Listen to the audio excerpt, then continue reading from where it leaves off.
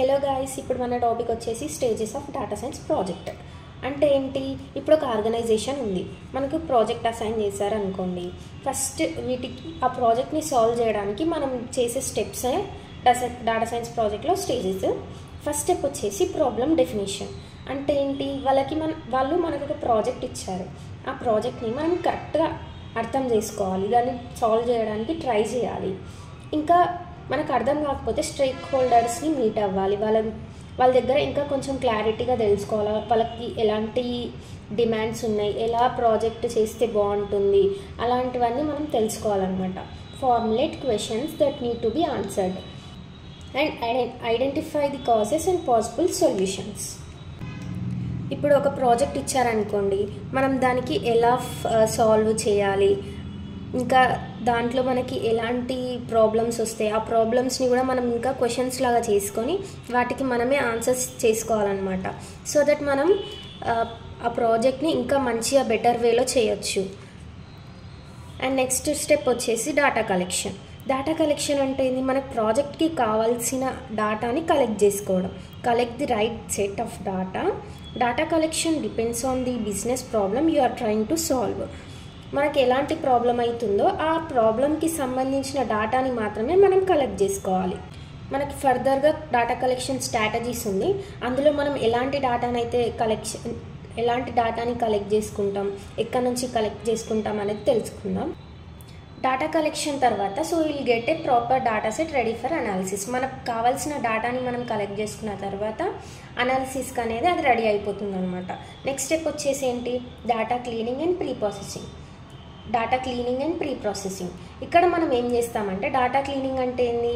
అక్కడ ఏమైనా duplication of data ఉందా, ఏదైనా నాయిసీ డేటా ఉందా, అలాంటి వాటిని రిమూవ్ చేస్తాం డేటా క్లీనింగ్ మెథడ్స్ యూజ్ చేసి. ప్రీ ప్రాసెసింగ్ అంటే ఏంది? ఇది కూడా సేమ్, దీంట్లోనే డేటా క్లీనింగ్ కూడా ఉంటుంది.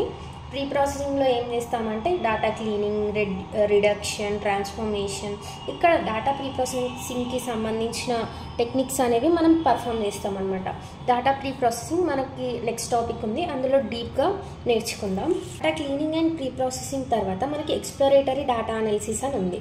డేటా క్లీనింగ్లో మనకి ఎలాంటి ఎర్రర్స్ లేకుండా మనకి క్లియర్ డేటా అనేది వస్తుందన్నమాట ఈడిఏలోకి. ఇక్కడ మనం ఏం చేస్తామంటే we perform statistics, correlation analysis and outlier treatments. కొన్ని టెక్నిక్స్ని అనేవి ఇక్కడ పర్ఫామ్ చేస్తాం. అలాంటివి పర్ఫామ్ చేయడం వల్ల మనం హైలీ ప్రెడిక్టివ్ డేటా అనేది గెయిన్ చేసుకోగలుగుతాం. మోడల్ బిల్డింగ్ అంటే ఏంటంటే మనం సూపర్వైజ్డ్, అన్సూపర్వైజ్డ్ టెక్నిక్స్ అనేవి మనం పర్ఫామ్ చేస్తాం అన్నమాట. ఇక్కడ క్లీన్డ్ డేటా సెట్ మీద ఈ టెక్నిక్స్ అనేవి పర్ఫామ్ చేస్తాం. సూపర్వైజ్డ్ అంటే ఏంది? Accurately predict target variable using predictors. Supervised learning techniques అంటే ఏంటి? మనం ఇక్కడ టార్గెట్ వేరియబుల్ని ప్రెడిక్ట్ చేస్తామన్నమాట యూజింగ్ క్లాసిఫికేషన్. ఇంకా కొన్ని టెక్నిక్స్ కూడా ఉంటాయి. క్లాసిఫికేషన్ అంటే ఏంది? ఇప్పుడు ఒక లోన్ ఉందనుకోండి, అది ఈ కస్టమర్కి ఇస్తే అది సేఫ్ అవుతుందా, మనకి రిస్కీ అవుతుందా, ఈ లోన్ ఇచ్చినప్పుడు అది సేఫ్ ఉంటుందా, రిస్కీ ఉంటుందా అనేది క్లాసిఫికేషన్ డిసైడ్ చేస్తుంది అనమాట. ఏదో ఒక క్లాస్లో ఆ కస్టమర్ని మనకు చూపిస్తుంది, ఆ కస్టమర్కి లోన్ ఇస్తే రిస్క్ అవుతుందా, సేఫ్ అవుతుందా అనేది క్లాసిఫికేషన్ ప్రెడిక్ట్ చేస్తుంది అనమాట. అన్సూపర్వైజ్డ్ లెర్నింగ్ అంటే ఏంటంటే సెల్ఫ్ లెర్నింగ్ అప్రోచ్ అనమాట. ఇక్కడ మనకి ముందే ఏ డేటా తెలిసి ఉండదు. మనం ఇక్కడ ఏం యూజ్ చేస్తాం? క్లస్టరింగ్ అంటే ఏం చేస్తుంది? సేమ్ ఉన్న వేరియబుల్స్ని క్లస్టర్స్లో మనకి గ్రూప్ చేస్తుంది అనమాట. Data cleaning and exploratory data analysis తర్వాత మనం మోడల్ అనేది బిల్డింగ్ చేస్తామన్నమాట. ప్రాజెక్ట్ అనేది ఇక్కడే మనకి ఫామ్ అయిపోతుంది. మనం ఆ ప్రాబ్లమ్కి సొల్యూషన్ అనేది ఇక్కడే ఈ మెథడ్స్ యూజ్ చేసి సాల్వ్ చేస్తామన్నమాట. నెక్స్ట్ వచ్చేసి model building and evolution steps తర్వాత మనకి ఎలాంటి డేటా వస్తుంది? It ensures that functions well and can work well when exposed to previously unseen data. అంటే అది కరెక్ట్గానే వర్క్ చేస్తుంది అనేది మనకి ఒక నమ్మకం ఇస్తుంది అన్నమాట. నెక్స్ట్ స్టెప్ వచ్చేసి మోడల్ డిప్లాయ్మెంట్ ఏంటి? మనకి ఇప్పుడు ప్రాజెక్ట్ అయిపోయింది కదా, అయిపోయిన తర్వాత మనం మోడల్ అనేది ఇచ్చేయాలన్నమాట. ఎవరికి? ఆ స్టేక్ హోల్డర్కి. అంటే deploy the model into a production environment where it can be used. అంటే వెబ్సైట్లోకి యాప్స్లోకి మనం ఆ ప్రాజెక్ట్ అనేది ఇంప్లిమెంట్ చేసేయాలన్నమాట. అప్పుడు స్టేక్ హోల్డర్ దాన్ని యాక్సెస్ చేసుకొని చూస్తాడు. నెక్స్ట్ మానిటరింగ్ అండ్ మెయింటెనెన్స్ అంటే ఏంటి, ensure the deployed model continues to perform well over time and update the model. మనం ఎప్పుడు దాన్ని మానిటర్ చేస్తూ ఉండాలన్నమాట, అబ్జర్వ్ చేస్తూ ఉండాలి ప్రాజెక్ట్ని, అది కరెక్టే వర్క్ అవుతుందా, ఎప్పుడు దాన్ని ఏమైనా అప్డేట్ చేయాలా, అలాంటివన్నీ మనం చూసుకుంటూ ఉండాలి. నెక్స్ట్ వచ్చేసి కమ్యూనికేషన్ అండ్ రిపోర్టింగ్ అంటే ఏంది, మనం స్టేక్ హోల్డర్స్తో కమ్యూనికేట్ అవ్వాలన్నమాట. కొన్ని పీపీటీస్ క్రియేట్ చేసి స్టేక్ హోల్డర్స్కి అయితే మన ప్రాజెక్ట్ గురించి ఎక్స్ప్లెయిన్ చేయాలన్నమాట.